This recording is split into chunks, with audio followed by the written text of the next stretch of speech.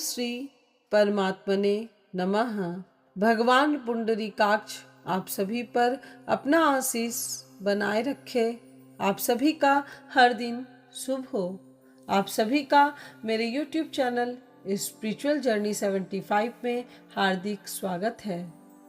आज के वीडियो में आप श्रवण करेंगे पद्म पुराण के उत्तरखंड के विषय 195 को, जिसमें प्रसंगत माघ स्नान की महिमा, शुकर क्षेत्र का महात्म्य तथा मासोपवास व्रत की विधि का वर्णन किया गया है।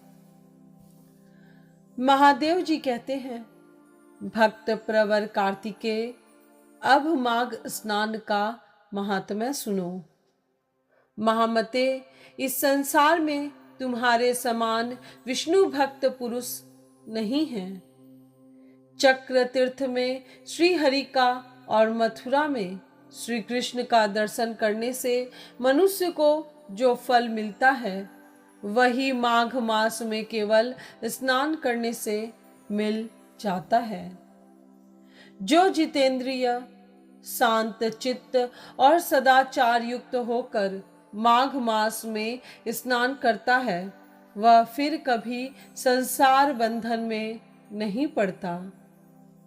इतनी कथा सुनकर भगवान श्री कृष्ण ने कहा, सत्यभामा, अब मैं तुम्हारे सामने शुकर क्षेत्र के महात्म्य का वर्णन करूंगा, जिसके विज्ञान मात्र से मेरा सानिध्य प्राप्त होता है। 5 योजन विस्तृत शुकर क्षेत्र मेरा मंदिर अर्थात निवास स्थान है। देवी, जो इसमें निवास करता है, वह गधा हो तो भी चतुर्भुज स्वरूप को प्राप्त होता है। 3303 हाथ मेरे मंदिर का परिमाण माना गया है। देवी, जो अन्य स्थानों में 60,000 वर्षों तक तपस्या करता है, वह मनुष्य शुकर क्षेत्र में आधे पहर तक तप करने पर ही उतनी तपस्या का फल प्राप्त कर लेता है। कुरुक्षेत्र के सन्निहति अर्थात महाभारत युद्ध का स्थान ही सन्निहति कहलाता है। इसी को कहीं कहीं विंसन तीर्थ भी कहा गया है।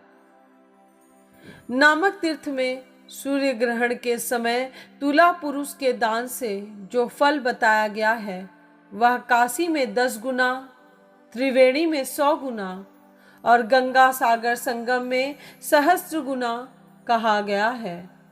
किंतु मेरे निवास भूत शुकर क्षेत्र में उसका फल अनंत गुना समझना चाहिए। भामिनी, अन्य तीर्थों में उत्तम विधान के साथ जो लाखों दान दिए जाते हैं, शुकर क्षेत्र में एक ही दान से उनके समान फल प्राप्त हो जाता है। शुकर क्षेत्र, त्रिवेणी और गंगा सागर संगम में एक बार ही स्नान करने से मनुष्य की ब्रह्म हत्या दूर हो जाती है। पूर्व काल में राजा अलर्क ने शुकर क्षेत्र का महात्म्य श्रवण करके 7 द्वीपों सहित पृथ्वी का राज्य प्राप्त किया था। कार्तिकेय जी ने कहा, भगवान, मैं व्रतों में उत्तम मासोपवास व्रत का वर्णन सुनना चाहता हूँ, साथ ही उसकी विधि एवं यथोचित फल को भी श्रवण करना चाहता हूँ। महादेव जी बोले, बेटा, तुम्हारा विचार बड़ा उत्तम है। तुमने जो कुछ पूछा है वह सब बताता हूँ। जैसे देवताओं में भगवान विष्णु, तपने वालों में सूर्य, पर्वतों में मेरु, पक्षियों में गरुण, तीर्थों में गंगा तथा प्रजाओं में वैश्य श्रेष्ठ हैं, उसी प्रकार सब व्रतों में मासोपवास व्रत श्रेष्ठ माना गया है। संपूर्ण व्रतों से, समस्त तीर्थों से तथा सब प्रकार के दानों से जो पुण्य प्राप्त होता है वह सब मासोपवास करने वाले को मिल जाता है। वैष्णव यज्ञ के उद्देश्य से भगवान जनार्दन की पूजा करने के पश्चात गुरु की आज्ञा लेकर मासोपवास व्रत करना चाहिए। शास्त्रोक्त जितने भी वैष्णव व्रत हैं उन सबको तथा द्वादशी के पवित्र व्रत को करने के पश्चात मासोपवास व्रत करना उचित है। अतिकृच्छ, पराक और चंद्रायण व्रतों का अनुष्ठान करके गुरु और ब्राह्मण की आज्ञा से मासोपवास व्रत करें। आश्विन मास के शुक्ल पक्ष की एकादशी को उपवास करके 30 दिनों के लिए इस व्रत को ग्रहण करें। जो मनुष्य भगवान वासुदेव की पूजा करके कार्तिक मास भर उपवास करता है वह मोक्ष फल का भागी होता है।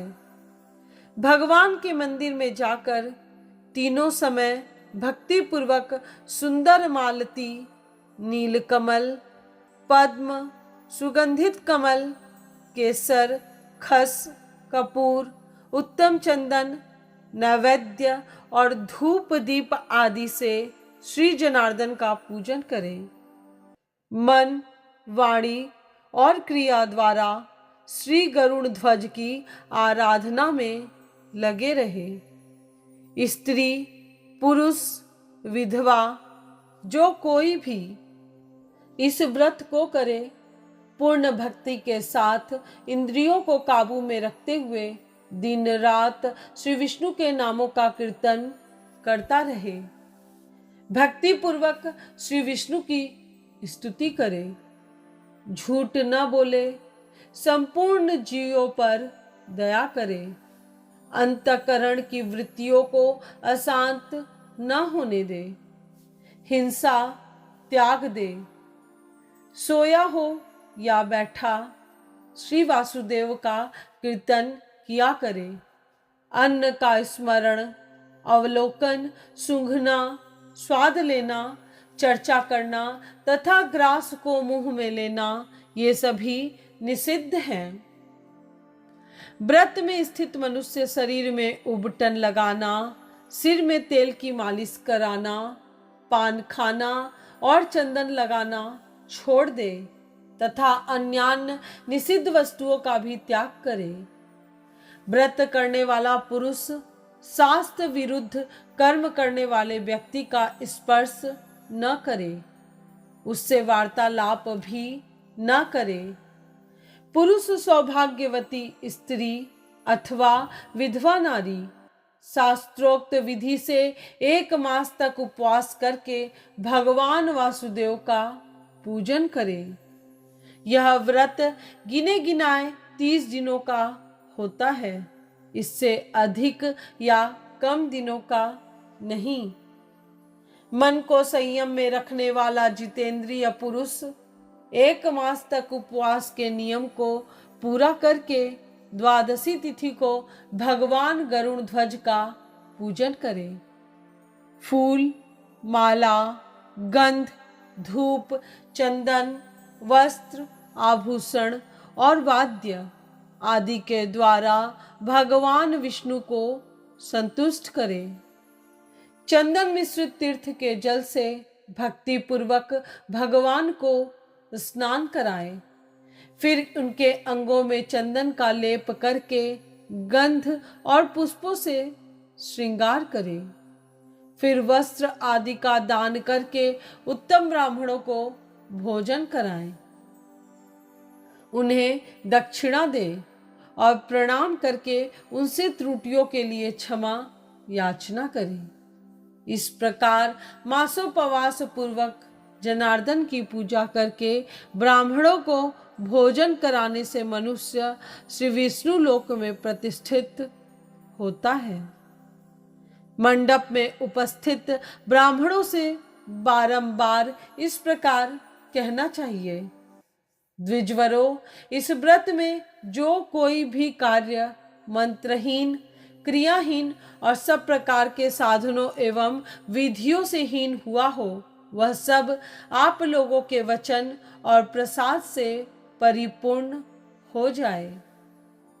कार्तिकेय, इस प्रकार मैंने तुमसे मासोपवास की विधि का यथावत वर्णन किया है। आज की यह कथा यहीं पूर्ण हुई।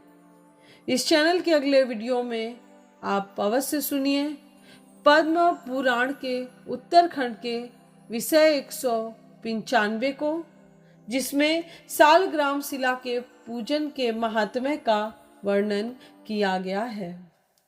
आज का वीडियो आपको पसंद आया हो तो वीडियो को लाइक करें और सभी सगे संबंधियों और रिश्तेदारों को शेयर करें।